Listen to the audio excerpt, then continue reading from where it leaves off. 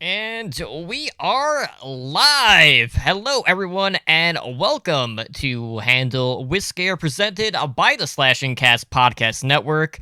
We are a horror podcast discussing phobias that horror films emphasize. With me tonight, as always, are my co-hosts Holly Hooch and John. So, guys, here we are, start of pretty early on in the month, and tonight we're tackling one of the more hyped up.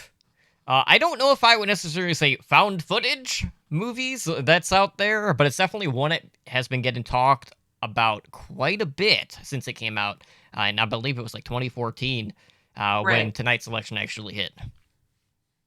No, this is my pick for this month, and I was really excited to do this particular movie because I hadn't watched it. I think I watched it when it first came out, Hmm. and I was really blown away by how much I loved it, and so I was excited to rewatch it and talk about it with you guys here. And so I rewatched it again, and what was even more impressed. This now that we're reviewing movies, I kind of watch them with a more critical eye. Hmm. And I was just thinking, like, damn it, if this isn't a fucking awesome movie. It does have a couple of drawbacks, right? There's not everything is perfect, like the final fucking scene. But outside of that, I Among a few really, others. whatever. But I really love this movie, so I'm excited to hear you guys' opinion, and I'm excited to gush about it for the next fucking hour. Give or take. Give But yeah, He's like so 30 minutes this time. yeah, we're just speedrun it. So this month we are doing the Fear of Age, which is a gerascophobia. And last week was a pretty interesting week, kind of a departure from the norm because we had a rock opera. So we basically went from this drug addicted world with legalized murder to something a bit more closer to home, even though this movie isn't quite what the story leads you on to believe in regards to the actual synopsis and just the way that everything is laid out. But just a couple of general podcast notes. Thursday nights on Stream Lounge, we are doing a watch party starting at 9:30 p.m. Pacific time. And tomorrow, we're watching The Sadness as that drops on Shudder tomorrow. So nice to get a debut feature in there right out of the gate. And I am pumped to see some ultra violence and gore from that one because I've heard some absolutely crazy things about it, and hopefully it lives up to the expectations that the community has really built around it from the festival scene. But outside of that, again, if you guys are looking to directly support the show, best thing to do is either pledge to our Patreon at patreon.com/handlewithscare, or you could buy pod merch on our TeePublic storefront, and you can just search Handle with Scare there.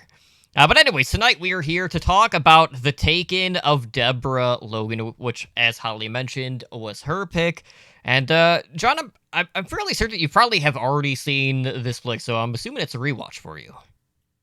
Yeah, I did watch it a bit ago. I think it came out on Netflix or something back when it initially came out, and watched it and liked it a lot. I'm a big found footage fan. You've been on before. Now, things that I've learned about John, he's a big found footage fan. You're also a big rock opera fan. Yeah. Mhm. I did not know that before. I've known you for 10 years. And it wasn't until last week that I found out that you love rock operas. Yep, it's true. But and I think I like found footage movies for horror because I think what's that word?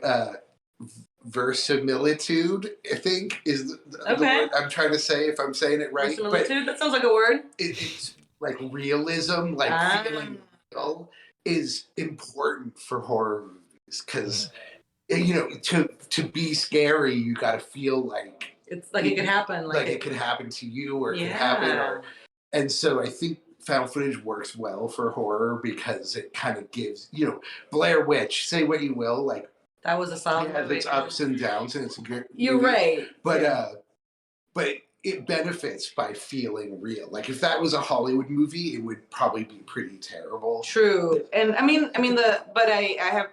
we always have to remember that with the Blair Witch Project, it was also the really genius marketing campaign that they threw with that made it so freaking good. Watching it now, you're like, whatever. Like, did you get that? Have you watched it again recently? And they're like, oh yeah, I not too scary is what I'm saying. it's a great movie. For me, I think we're doing like a side review Side review. on We'll get back. but like is the bickering and yelling just gets to me so much. Like I can't handle the constant You get a little bickering and PTSD. just, Like, stop it. Stop it, Mom and Dad. I mean, Blair Witch Project. I gotcha. But yeah, there's actually a small amount of that in this movie too, but they keep it to a minimum. But yeah, no. So, and I think it benefits this movie too because the top, being about what do you call it? Alzheimer's. Ironically, forgetting Alzheimer's, and being kind of a medical themed story kind of fits the documentary feel well. I liked it, but I mean, I was going over a couple of reviews online for it, and it's this. Everybody had the same sort of criticism, which is to say that found footage, the more we progress in the horror genre, then the harder it is to create a movie that's found footage that's going to really be done well, because everybody's so critical of it, because it's such a it's such a, what do you call it, it's its own genre, and so people are already like kind of a little tired of it, or the people are just more critical of it because it's been done, right? And so I thought that it's a risk, and a lot of people didn't think it was. A lot of people have like the found footage fatigue. I found it. Okay, found footage fatigue. That's what I'm getting at. And that was a lot of the reviews were saying that. And there was one reviewer, I think it was Possessed by Horror, where this one reviewer was saying not only was she found that to be an issue, but she found it that the way that it was put together kind of goes against a found footage principles of coincidence and of chance. So like that it was too tailored or too edited to right, like too cinematic right, exactly. Right. But that's the workaround that they came up with, was it being a documentary, right? And then also within a documentary, you're going to have different perspectives. Like if you watch Forensic Files, there's going to be a couple of reenactments. There's going to be actual video camera footage. There's going to be there's going to be a variety of quote unquote found footage, stuff. So, what did you think? Well, I'm in a different boat than you guys, because I definitely have a lot of issues with this movie. And I feel like part of it, like, I do agree that there was fatigue with found footage. And honestly, I think the movie that was kind of like the final nail in the coffin, or like the one that like really soured me, was As Above, So Below. Because I really, I like the sort of premise, with like the catacombs, and it's a really unique setting. But that movie just completely like fell off the wheels. But with this movie, I've always known about this movie since it came out. I didn't see it until it did start streaming on Netflix. But like I always kind of saw like one of the later gifts of the movie, and you probably know which one I'm talking about, because it is in the final act. So like that was my first look at it, and I didn't really know what movie it was from. But it kind of gave me like something to build off of. But this movie is set as a documentary looking at Alzheimer's, and pretty early on it deviates so far away from that, where it just made me feel like, what the hell are we actually watching? Because it leads you like down one path, and then you're in like completely different left field from where you had started, where it was just very confusing. Whereas something like Relic, which also tackles this, I felt like that was a much better interpretation of not only the disease, but also just how prevalent it was for the actual source material. I think you're definitely right about how I wouldn't really call it a bait and switch, not that you did, but it definitely, you're right, it leads you down one path and then it changes altogether. Although there are some very sort of minor, binding little details. Like for example, when they're talking to the professor of lore for the particular movie, he mentions like, oh well, spirits will inhabit a weakened mind, and so then you we know that that Deborah has been diagnosed with Alzheimer's, and that's a prognosis that continues even after she's no longer possessed. Mhm. And so we do know that that is a piece of the puzzle, but then of course it goes completely off the rails at one point, right, where it goes completely into like just possession zone. But I still really enjoyed the movie, and I really enjoyed the mystery in the middle of it, where you don't know what parts of it are Alzheimer's and what parts of them are possession, and what. And honestly, at the end, it's like, does it even matter? Because um, the behavior she exhibits in multiple scenes, even before, even after you have the obvious possession scenes, is still like behavior that people would have to manage through if they were working through this disease, right? Mhm. And it's still, it doesn't matter if she's possessed or if she has Alzheimer's, her daughter is still would have reacted in a similar way, because this is her mother sort of losing her mother to something, right, whether it's supernatural or not.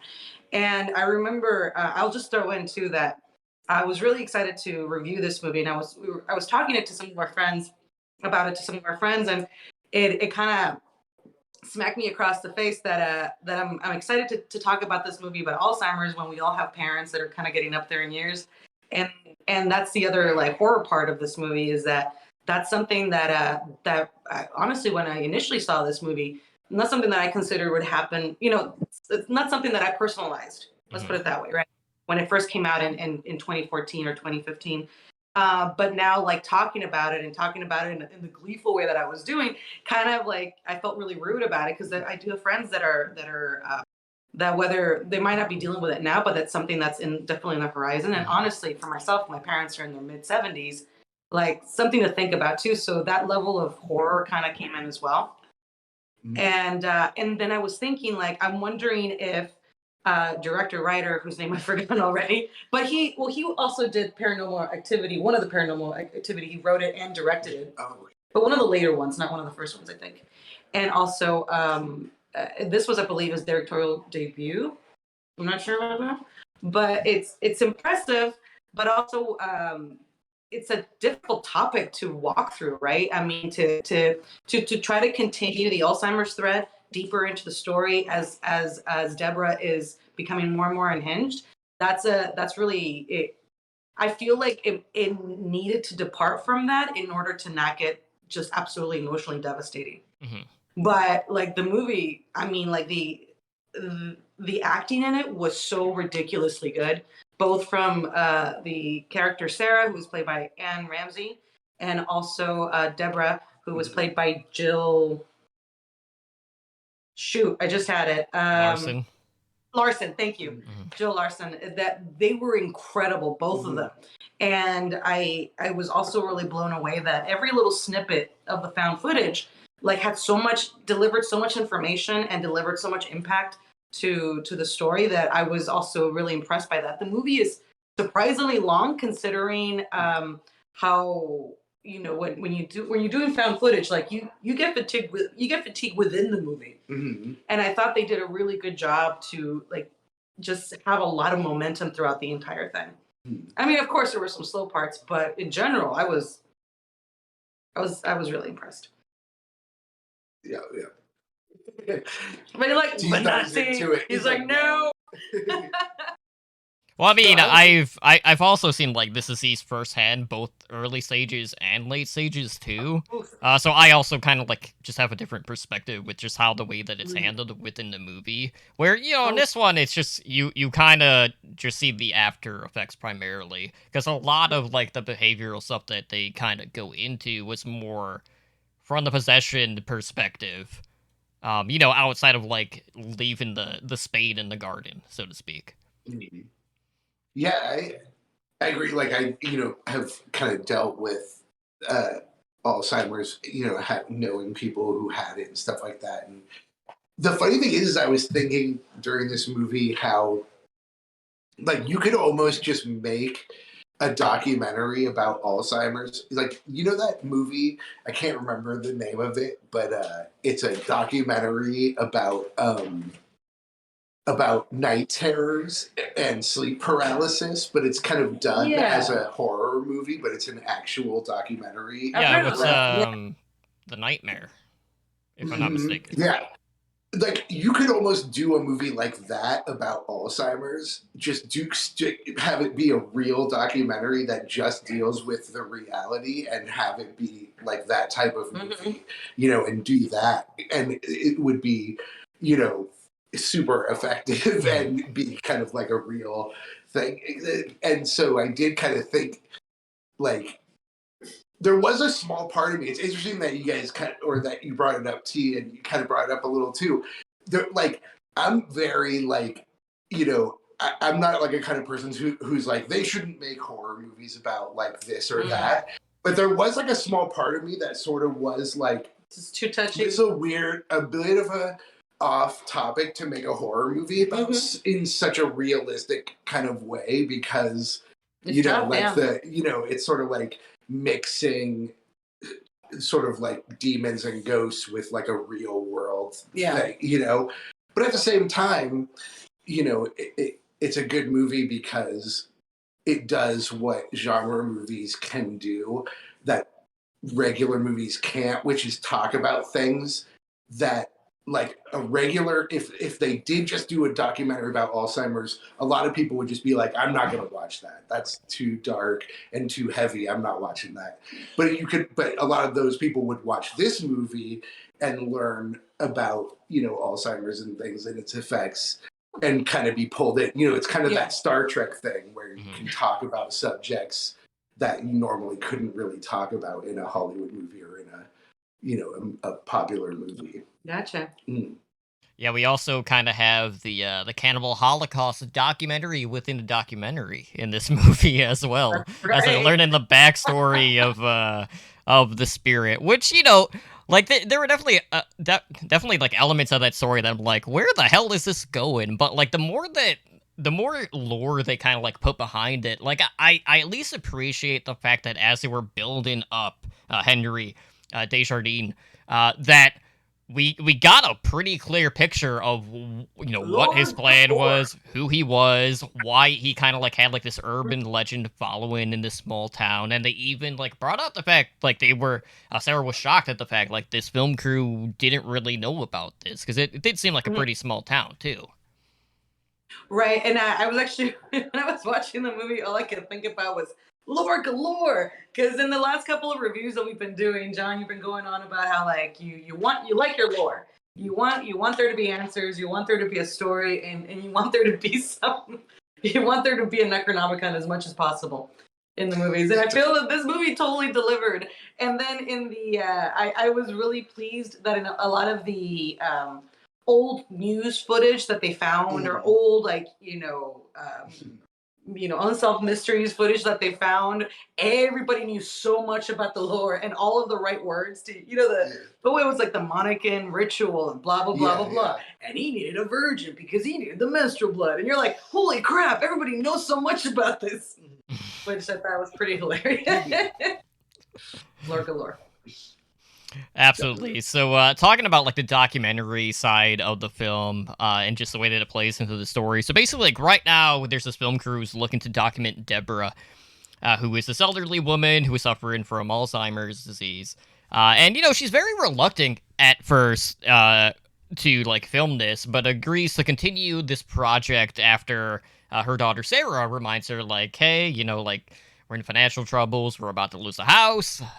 So she ends up going on with the project, and during the filming of this documentary, we learn about like Deborah's like occupation in the past, where she worked as a switchboard operator for her own answering company, and she made a lot of connections that way, both like, and that plays into like the actual spirit, which was a very nice touch as well. And we see like these increasingly bizarre actions taking place at one point, where like even like your personal doctor is like, oh yeah, this is just a very aggressive form of this disease, and you have the cameraman Luis, who just is not buying into to any of this, because one night on the hidden cameras he records Deborah standing at the base of the counter. And then immediately, like the next frame, she's teleporting to the top of it, standing up top, and there's no gap or like delay in the stream. It was like completely live. So they didn't really know what to make of that, except it was just really bizarre. And it's just like, well, what the hell is going on? Another night we see Deborah entering one of the rooms and like slamming the window shut with her mind, basically. So like, there's these weird like spiritual powers happening all around them, on top of just the regression of her body through the disease. But I really feel like the meat and the potatoes of this movie is the lore behind Henry. And we just got so much that it's like I'm so thankful that we actually got this, because we really got like a full backstory of who this guy was and what his goal was. And I really like the fact that, when they do find Deborah working switchboards, and, she's connected to this line directly to Henry, that, they even have like that little bit where like, okay, well, like who's she trying to connect with? Like they have like the whole like etching scene with the stencil, which I thought was a really cool way to do it, to like just spell it out. But you do have some pretty typical tropes when it comes to like demonic possession, with like speaking a language that she doesn't know. It was French. Yeah. Yeah, the literal exorcist. I mean, I think it's actually comes from real religious text, but they spell it out in The Exorcist, where the like the 3 or 4 tenets of exorcism, where they have to speak in a language they don't know. They have to like, I can't remember what they are, but there's like these a certain set things they have to do before the church will become involved as an exorcism. And it's the footage, like you were mentioning, where she jumps, from the floor to the top of the thing and stuff.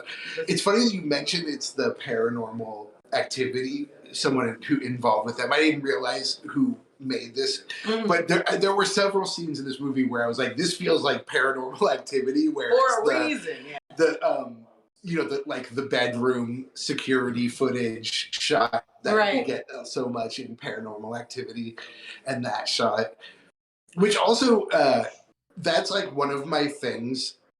The shot of her, standing and then being on the counter and then talking about that. That's always one of my little things with the paranormal that I wonder about.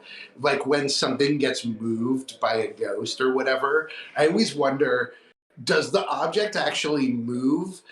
Like, if you were there to see it, does it actually move through space, or does it disappear and then reappear in the new place?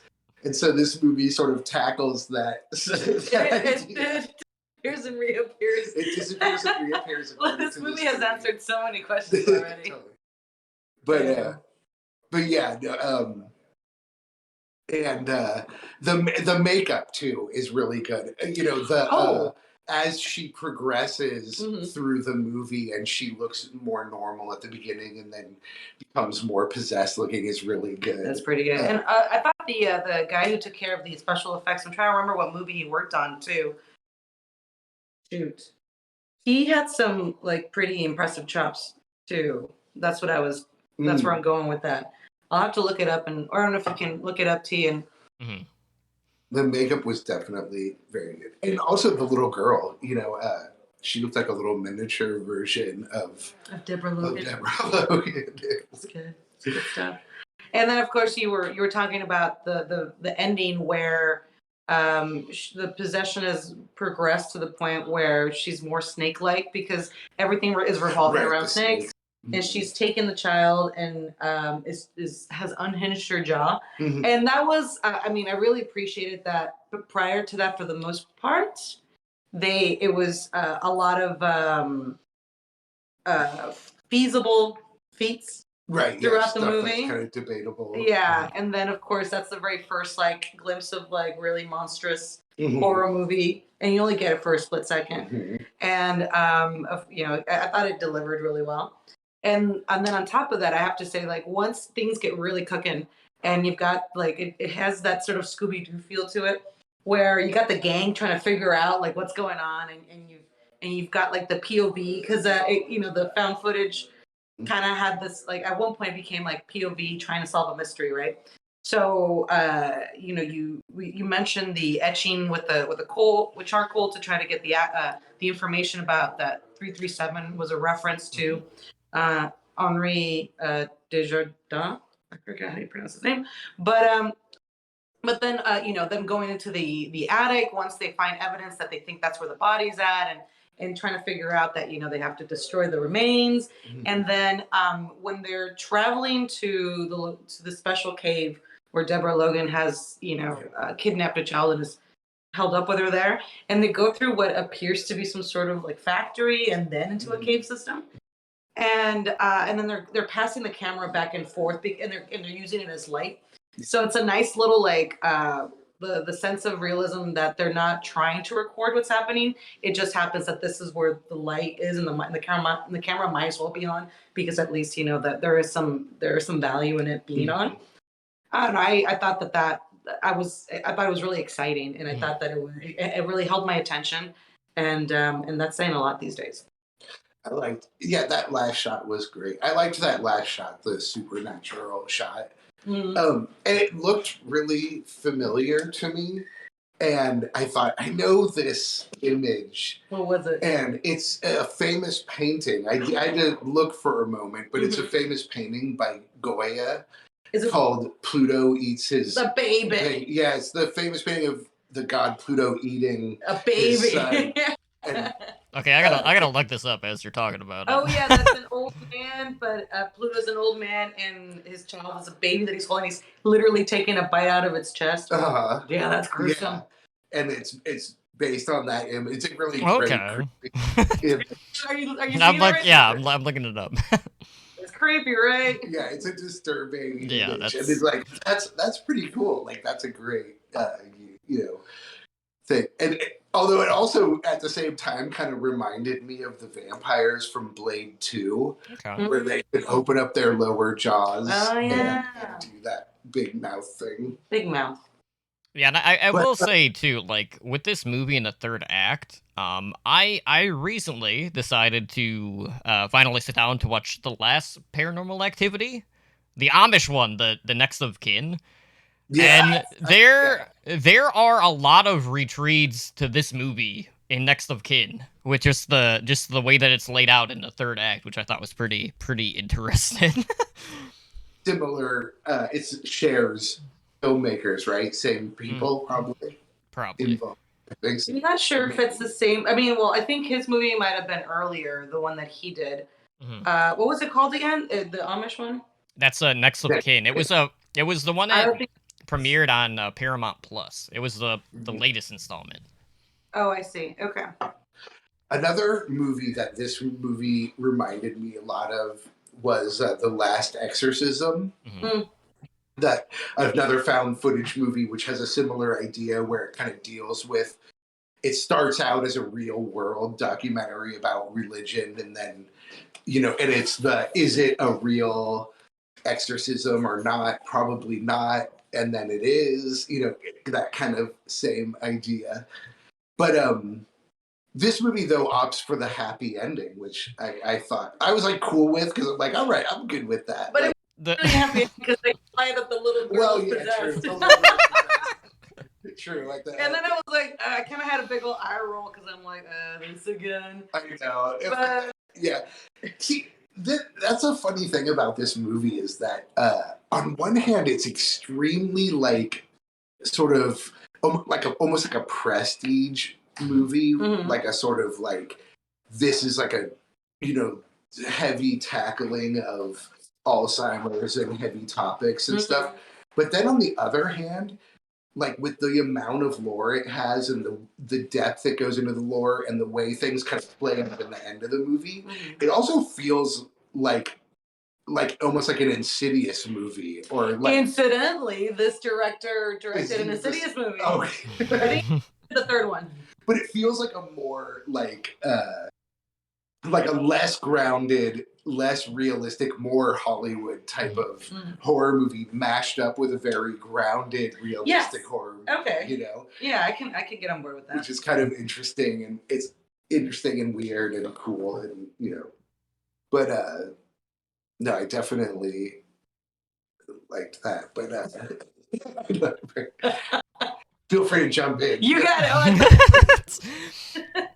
Yeah, I will say too, like this is definitely one of those movies where we always kind of like have the discussion of like how much information do you really want? Because there definitely is a lot of mystery when there's a lot of unknown, but this movie definitely explains a lot more about Henry.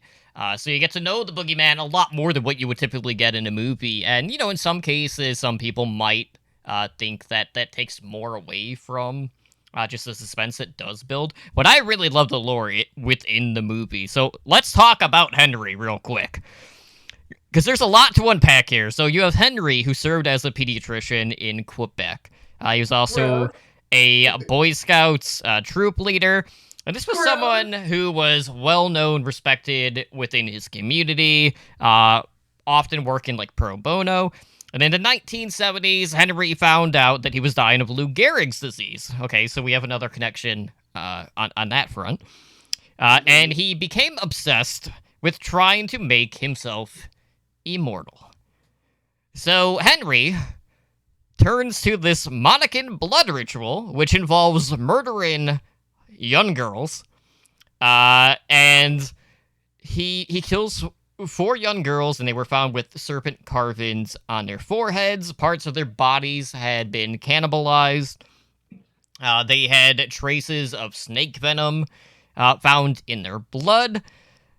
And they were all sacrificed at the Monacan Mines, which comes into play towards the third act of this movie, which was basically just sacred ground to the natives there. So, as Holly had mentioned earlier, all of these sacrifices were made during the times of their first periods, when their blood would bleed flowers.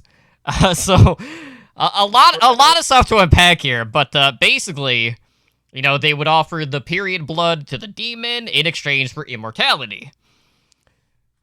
And, after these murders happen, Henry just disappears. He's not a suspect in this case. He's gone missing, and it's about a month later when, and this is like all like built through the documentary within, and we learned like the authorities found this house. There was a putrid smell coming from it. And they found a bunch of like snakes, totems, and books on rituals. And then that was really like the dead giveaway, like, hey, Henry is behind all of this. But what was weird, around the time of his disappearance, all of these murders just stopped happening, despite the fact that this ritual had not been completed.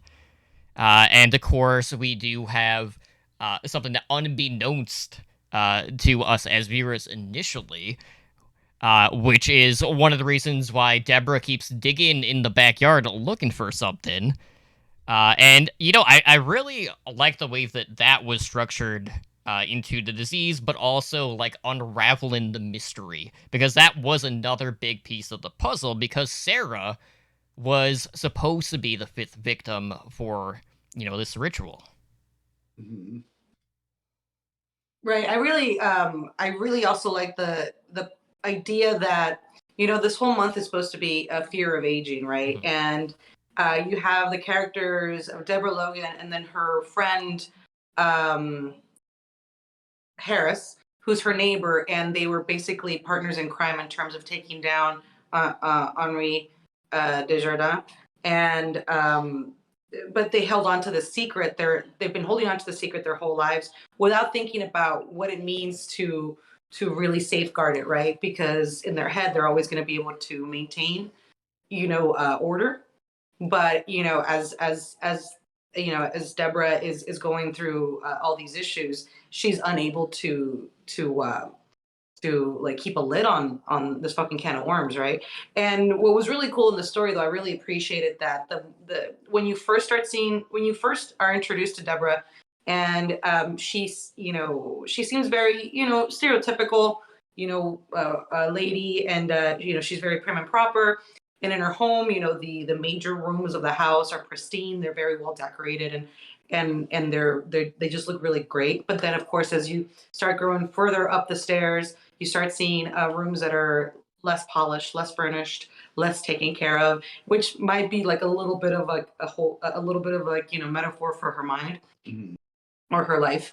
And so you kind of get one certain idea about her, but then later on when they reveal the rest of her life, where she was, the center of the town. She was really connected to absolutely everybody there. She knew everybody's business, but not in a busybody sort of way, but in a more respectable way. And then on top of that, took it upon herself to sort of defeat this monstrous dude.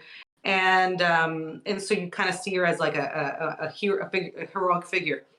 And I don't know, I dug on that. And I forgot what we were talking about. But yeah, no, and that's why it's kind of there is kind of a happy ending where at least she gets unpossessed and is kind of, even though she still has dementia and everything, she's at least not possessed anymore. Right. And so she kind of, her story arc at least is kind of a positive story arc. She sort of like is able to continue on, although she's going to have these other problems. And then, not to like shift gears too much, but and then when the little girl, of course, becomes possessed, they do that final shot where she looks pretty much exactly like the little girl from that meme with the burning house. Yeah. It's like they really like kind of drove it home. With a little smile. Yeah. Yeah, that was a little bit kind of cheesy. It was. Like, I mean, it's like, oh, thanks for the steak. Oh, you drowned it in ketchup. They're like, well, we gotta have a sequel. And plus, it kind of, and not to like nitpick too much, but it kind of goes against their own lore, because he preys on Deborah because she's got dementia and she's weak-minded, but the girl, she recovered fully and she had like leukemia or something like that. So she wasn't really weak-minded. She was, though. I mean, like, I thought that was part of it, that because of all the chemotherapy and something, that she could be, in a weakened state. Yeah, true. Yeah. But still, and that I think goes to the kind of weird conflict of how this movie sort of put together, where on one hand it's extremely realistic and grounded, and on the other hand it's like very fantasy and kind of lore based. But and see, that's the funny thing is, like we were saying, I complain a lot that there's not enough lore. Not in this one. In this one, it's true that like almost like there should almost be less lore, because okay. And I only say that because it being a found footage movie and these just being documentary people who are making an Alzheimer's documentary, it should be tougher for them to know and understand like what's going on with the possession. Lore galore. But at the same time, I know it's like I can't really complain, but yeah, because with a found footage, it's like the characters only know what they you don't know this stuff really, like in real life. If you were going through that situation, the odds of finding somebody who's like, oh yes, like here, like the town historian who can tell you everything that's going on. He's not even a town historian. He's an Henri or Henry historian. That's like this is all I study. Yeah. Here's my binder on the subject. Yep. I only have one. Please don't take it out of this room. I'm sure he also has like his own pop-up shop where he's like selling all this Henry themed merchandise too. I mean, like the symbolism really, opens itself up for merchandising. Lots of snakes. Yep. Did they? They didn't really show him, did they? They showed a picture of him from like a news clipping or something like that, or nothing of him in action, just his face. Right. But not like it. We never saw like. I guess the closest we saw was when she was kind of trying to swallow the kid's head, where she was kind of in the most demonic form at that point. There was a quick little, half second of a demon face looking thing when she's naked at the switchboard, which was a pretty scary part. And then like when the thing blows up, you get to see a scary face for a split second. If you go back and you freeze it, frame after frame, you'll catch it. Pretty good. All right, but let's hear some criticism because I know T, you must have some other ones. Well, I mean, a lot of it just boils down to just the path that they took. Because once we get into like the caves, you're just like, okay, what's gonna happen? But go into the ending of this movie. One of the common complaints I've seen online was, with the little girl getting possessed at the end. A lot of people are like, well, there wasn't a fifth victim in this case, so Henry wouldn't be able to, like go inside that body. But we do see that the little girl has a headshot wound when she's being taken out of the cave. So Ah. I'm assuming that shot was actually fatal, and then once Henry took over possession of the body, that's when her leukemia went into remission, Right. and we saw how that played out. But I really dislike the whole very kiddish approach of, oh, what do you want to do now? And be like, I'm not gonna tell you, it's a secret. Yeah, I feel like if it would have ended with they had the shot of Deborah Logan has been deemed not mentally fit to Mhm. stand trial, and there was a scene of her in a wheelchair and she's being covered up, and again, that actress Larson, she did such an amazing job. I mean, she was really fucking incredible. And not to mention, like, I want to praise those two ladies, her and Anne Ramsey, a little bit more, but I'll just finish this part by saying that if they would have ended with her and then maybe like a quick little spot like, oh, and this little girl's having a birthday party, she's doing great, that would have been enough. Mhm. Like, I think that would have been a better ending Yeah. than like that little last bit of like, here's another thing. That's like Less is more, buddy. that's like Mhm. the kind of thing that you feel like it's in there because an executive told them Uh, to put it there because yeah. they were like, yeah, That little girl's movie- like somebody's daughter, like some rich person's daughter. Like, you said she'd have more lines. Well, no, but like when they're making movies, like generally they have a sense, like they're smart enough to know the people who make movies. Like this is probably going to be a good movie, True. and this is going to probably suck.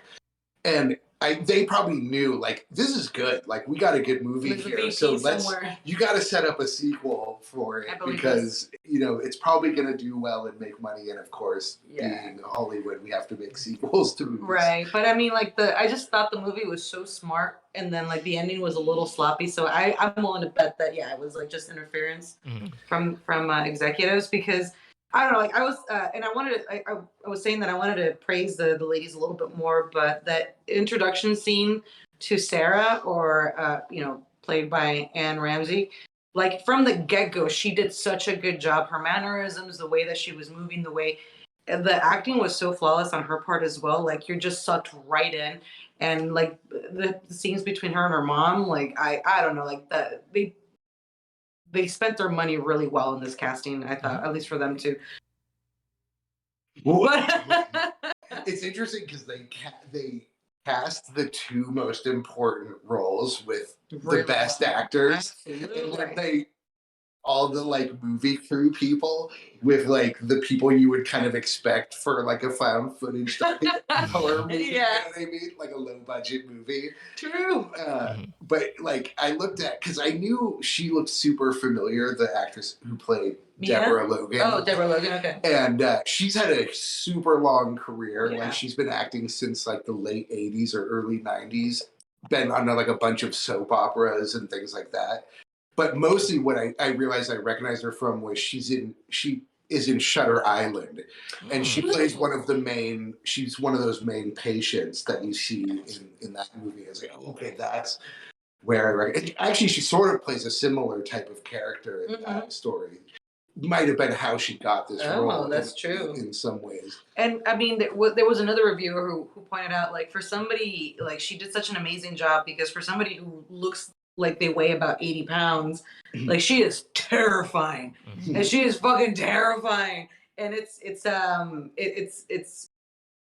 don't know. I really enjoyed it. And I would tell people, like, if it's your first time watching it, just create an ambiance for it, like Mhm. turn off the lights, make sure it's dead quiet in your house. And I thought it really, it pulled me in and it really helped me. But like, of course, it's not a perfect movie. Yeah, I would just say like similar. Also, just to complain, is the third act, Mhm. where it very much turns into a traditional kind of basic horror Right. movie where True. it's just people creeping through tunnels waiting for things to pop out, and go boo. But I gotta say, and it also the end also feels a lot like Blair Witch, to bring it up again, Right. where when they finally reach the farmhouse, Running through Blair that Witch, room, and so you see the guy like standing in the corner, yeah, the little handprints in the bottom. I was like, this is a little close to Blair Witchy. yeah, but I really like that payoff scene of when you do see her trying to swallow the little kid's head. That's a great shot and a great image. And all right, so I don't want this to come out as cheesy as I think it's gonna come out, but I thought it was also really subtle and amazing how like the as you're approaching the end of the movie, you're left with like all these all really strong, really uh well actually yeah, like both strong in the scary part with Deborah Logan now being possessed and eating children, and then strong on the Sarah side who's just like barreling through these really fucking crazy scenarios to go save her mom. And then you got Mia, who's like still holding onto the camera, still hanging out. And then you got Tweety, who introduced late in the movie. She's the deputy or cop. That's sort of that just the fact that she calls her, like, they have a couple of quick little scenes where they're talking kind of way too familiar. Not way too familiar, but like they're friends. Implied relationship. Implied relationship, or at least friendship, right? Mm-hmm. And so friendship, and then she calls her, or Sarah calls her Tweety at one point because her last name is Tweed. And so clearly like high school friends or even sweethearts, but I love that they left it vague. But then so you like all of a sudden I was sitting there being really entertained, and then it just hit me like, oh shit, it's like it's all ladies in the fucking cave. So it was subtle. So that was nice. And but it was there was just a lot of like women in this movie that I didn't even think about it until much later, because I was looking with a critical eye. But I thought like, hey man, that's fucking neat. Yeah, no, it definitely was a female-led movie for sure. I mean, the two main characters. There you go. And the documentary woman she was just kind of blah. Really, it's the two women who were the main characters. Yeah, you're absolutely right on the blah part, because all of the characters of the film crew, they kind of had very stereotypical lines. Like, even from the get-go with Mia, where she was like, oh, my grandfather had Alzheimer's, and then later on she's like, it was a lie just to push her along. It was very much so meant to paint her as a little bit of a villain, and just for you to be like, we hate Mia. Yeah. And then with Gavin, going into like a superstitious kind of route, that was a little like stereotypical. And then he was not the camera guy. The other dude, yeah. I guess he was the editor, right? Because she was like, why aren't you editing that? I was like, oh, he must be the editor. And then you got Luis, who's the camera guy. And then he was pretty like, he didn't have a lot of lines, so you kind of forget that he's there, even though he's your eyes. Yeah. And then like he's got one little corny line at one point in the movie, like something about like white people in their attics. You're like, oh, okay. There's some humor for you. So like the whole crew was a little on the stereotypical side, but then again, it's like, I don't know, like I don't know if you. I guess I was plenty happy with just Deborah and Sarah being who they were, and their characters were so well like fleshed out that that's actually what got that. You might be right that like I'm forgiving a bunch of bad things that happened in this movie just because those two characters and those two actresses were so good at it. Well, yeah, it kind of just drowns out everyone else because they did have such strong performances. But this movie is fairly trope heavy, and the other one that is just so overdone, and this isn't necessarily like a found footage thing, but just in cinema, is the whole "I have something to tell you" situation when Harris is in the hospital after having a TV flung at him through the spirit in the hospital room. Where, Sarah's in there when she's not supposed to be because he's getting prepped for surgery. And then he's just trying to speak, and give us so much information in as little time as possible. about like Yeah, you're where right. the body is, you know. And I'm just He's like, near oh death. man. Yeah, and he's like he trails off as Mhm. he's like trying to tell. It's like that scene in Monty Python, Oh, the Quest for the Holy Grail, the Castle R, where Castle uh, R, where it just trails off. Yeah, no, that part was like, yeah. I have to tell you. Yes, it's like just spit it out already. Where is it? And he doesn't. They don't know where to dig. And then all of a sudden, there's like 18 holes in the backyard. Get air. True. A little bit of The Ring too, with Oh kind yeah. of like that aspect of like Samara in the Mhm. well, and we have to like solve the mystery. And we have to get do something with the remains. Hmm. A little bit, Yeah. but it's a good movie. It's like the thing is, it's a movie that could have just been like Shit. one of the generic, just Mhm. one of a million types of this type of movie. And it was saved by the casting. It totally elevates, like the casting was super smart. But the filmmaking is well done. Although I The gotta backstory say, was pretty good too. I mean, like the casting was good, but I thought like the backstory of the characters. Well, Mhm. Sarah, Deborah, and then the lore, Mhm. and then Henry. Well, I thought those backstories were really strong. Mhm. So yeah, but I'm sorry, I cut you off. I was gonna say, like, even though I'm a big proponent of found footage horror movies, this movie does something that like I don't like about found footage horror movies, which is using the found footage genre as a crutch to get away with bad storytelling. Which is to say, like, it's like, oh, we can't really figure out like a scene to like have characters act and interact and tell the story, so we're just gonna like show security footage of something, or we're just gonna like visit the lore guy who is gonna literally tell us like on a Zoom call or whatever exactly what's going on. Like, that's a crutch that found footage uses, where it's like, oh, we're not really sure how to handle this, so we'll just like, since it's found footage, we can basically cheat and just sort of do this other thing. You know what I mean? Which they kind of do a couple of times with the security stuff, where it's, I don't know. They had the whole justification, or the whole what am I trying to say?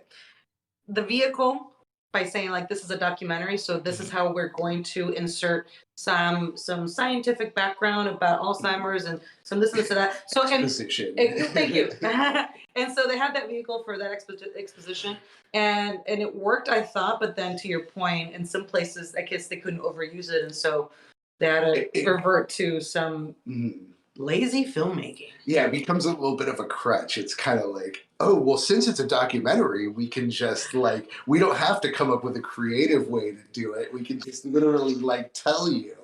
I feel like if I ever made a horror movie, it'd be like the worst horror movie ever made. Because all I would know would be cliches.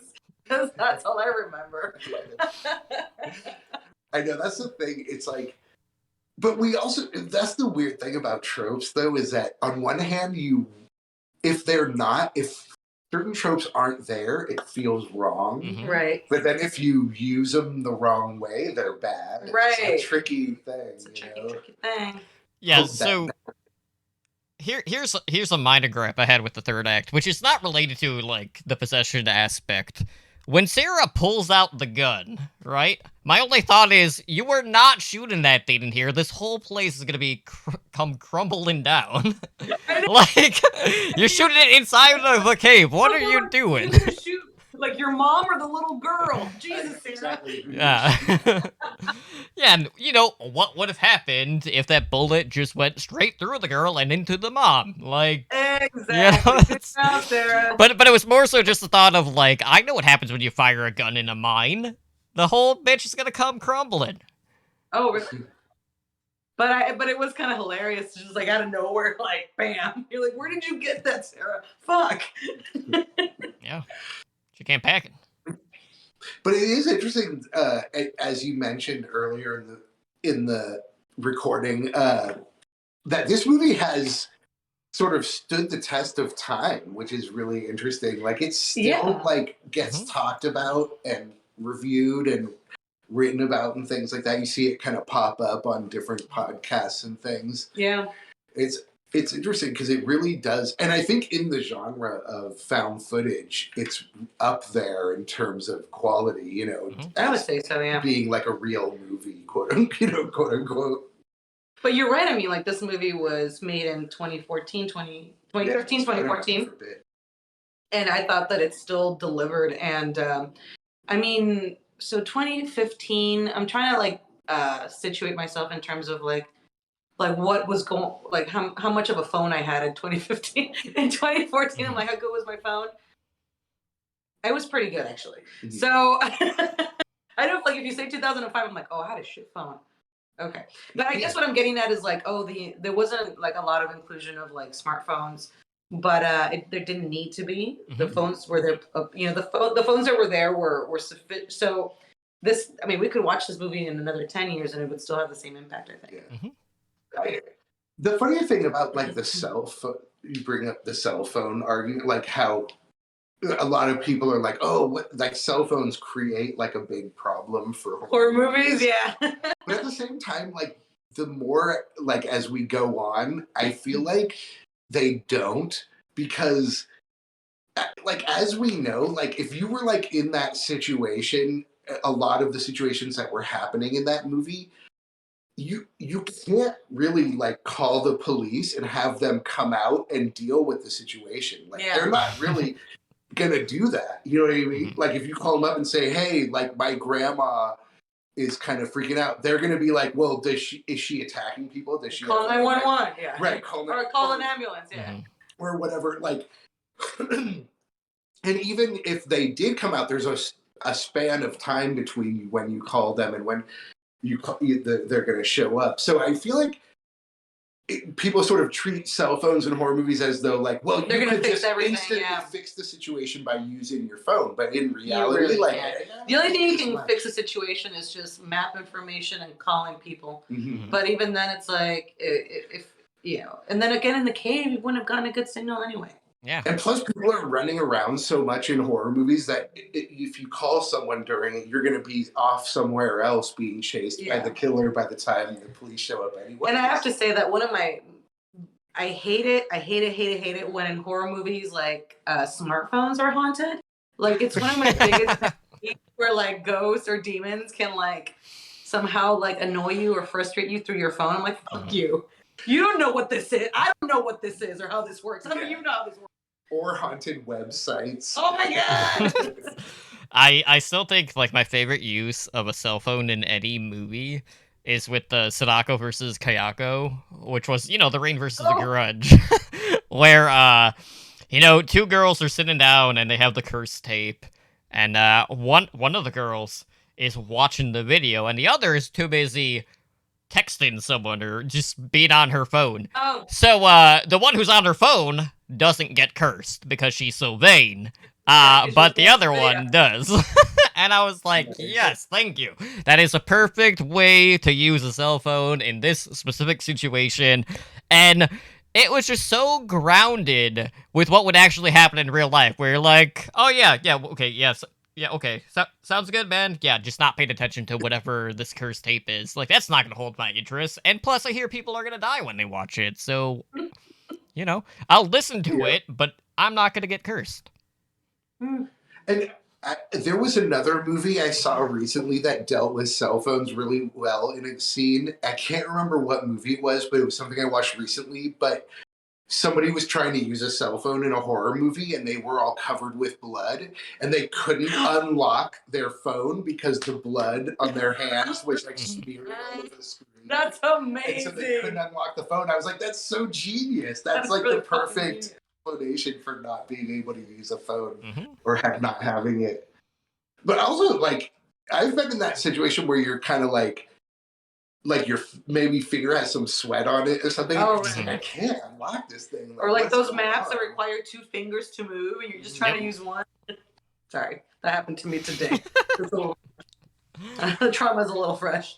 But no, yeah, okay. But I mean, like, still, ghosts that haunt or even on phones. Very annoying. Like old ass TV, okay, maybe. No-Go should be able to haunt a digital device, I think. Maybe like if you can create static, okay. Yeah, like create interference. Interference, okay, just a little bit, but not like But I think analog devices are okay. Yeah, for sure. VCRs, fair game. VCRs, film camera. Rotary phones. Yeah. I like how I appreciate the fact that you try to act that out. For the people who have never seen a rotary phone, this is how you use it. Also, TVs that are left to static, TVs like you were saying. poltergeist. So, yeah. If I can understand the technology, then neither can ghosts. How about that? Let's leave it at that. Not that I can understand old TVs either, but at least I got a shot, right? Well, yeah. I mean, the spirit would be older than you, so how would it know? I know, that's true, yeah. If it was old, it wouldn't know how to use a phone or a computer. Butter trigger. That's it. Amish ghosts. Now, those guys rest pretty easy, I think. They don't come back. Yeah. Yeah, ever been an Amish ghost story? Well, probably. That's actually, I think around the campfire, right? Actually, I don't think it's Amish, but the Last Exorcist, which I was just mentioning, I think takes place in Amish country or around that kind of area. But yeah. All right. Well, I mean, I don't know. Do we have much more to talk about the taking of Deborah Logan? I know that you're still not convinced. I'm still a big fan. Although the more we talked about it, the more holes I realized are all over it. But I still really enjoyed it. It's not that I don't like the movie. Like, I still think it is one of the better found footage movies. I just think that like seeing a part of the third act before I actually saw the movie definitely made my appreciation for it like deteriorate, because I'd already seen like the big wow factor, so to speak, towards like the end of the movie. But all in all, like, I did enjoy it. It is really trope heavy though, but I really do appreciate the amount of lore that we got, which was great to see. And I don't think we're gonna get as much lore in the movie than we did with this one. Good. Say the words, John. What? More lore? No. What? Lord galore! Oh, incidentally, can we show everybody your T-shirt, because it's really cool. John went to a really good show over the weekend. You're gonna have to stand up a little bit. So this is the Emil and the Sniffers shirt. They're a fantastic punk band from Australia. They kill it. Yeah, just saw them. I was out of town, so I couldn't see them, but John went to the show. Hell yeah. Pretty good. They're good. Yeah. Have you heard of those guys? I have not. Check them out, T. I think you would love it. Yeah. Kind of like sort of punk rock, but also kind of like 80s metal a bit too. Like kind of AC/DC almost kind of. Yeah, and the lead singer, I don't know where she gets that energy from. I mean, like, it's amazing. Yeah. She's jumping all over the place, screaming her lungs out. She climbed up at the venue. It's a big concert hall, and then it has balconies, and she climbed up the speaker stack on the side of the stage and then into the second floor balcony during the show. And she's like 5'2". Yeah, she's like 100 pounds. She's tiny. Yeah. That's amazing. All right. It was cool. I'm sorry I missed that. Yeah, so she's a spider monkey in this case. Yeah. All right, so looking ahead next week, John, we have your pick, which is The Man Who Could Cheat Death, which was released in 1959, directed by Terrence Fisher. And, I don't know a whole lot about this one. I did recognize the poster. So why don't you just give us a general idea of, like, what this one is all about? So this is a Hammer horror, which I'm a huge fan of the Hammer horror genre, and I think watched all of them. I'm not sure if I've missed any of them, but this is the classic kind of Hammer, takes place during the sort of 1700s, 1800s, classic Gothic horror, manor house, castle kind of thing, and but there's like dance balls and kind of like the whole deal. Like you'll like it because I know you like the period dramas and that whole thing. Regency. And it's a guy who's looking to extend life and stay young, and he's trying to figure out how to do it through science. He's a mad scientist, which I'm a fan of mad scientists. It's one of my things I like in horror. Is there still a chance for us to become mad scientists? Probably, Sure. right? All we have to do is buy the chemicals and the test tubes and shit, right? Yep. And the cloaks. Definitely got to have the lab coat Google goggles. and the goggles. Yeah, and latex gloves, or the rubber gloves that are way too oversized. But yeah, I'm looking forward to that one because I know, I know I haven't seen that one all the way through, so should be entertaining to watch. That will be coming up next Wednesday on the podcast. But for now, guys, thank you so much for joining us tonight for another live episode of Handle with Scare. This has been episode number 59, talking to Taken of Deborah, Logan, and how not to use a cell phone in horror movies. But, until next week, you guys enjoy your weeks, and we'll see you next Wednesday. Have a good night.